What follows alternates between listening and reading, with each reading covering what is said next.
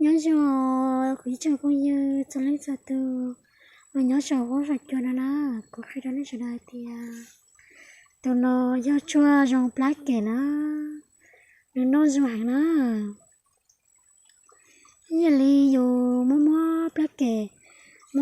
kể hoàn cho chị dù mua từ cho nó cho lọ qua cái nó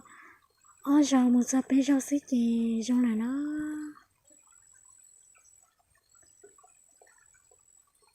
từ chỗ nào này trong tiền á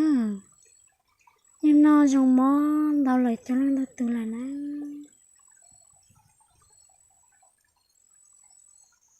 từ chỗ nào trong này nó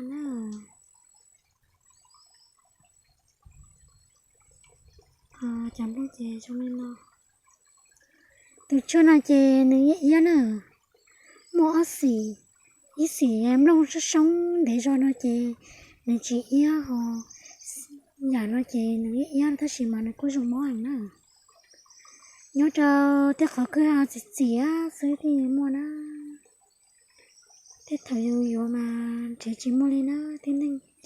là nó thì mua lên thì chỉ chung mua về chơi thế nào mua thế khó mua một chỉ tao sợ chỉ thì mua sao từ chỗ nào mà nó cho hay nó xong cho mua black kể nhà lên nó kể nó chỉ hổ trên nó phải chờ lên đó nó cho là cái nó bây giờ sẽ kể của dùng nó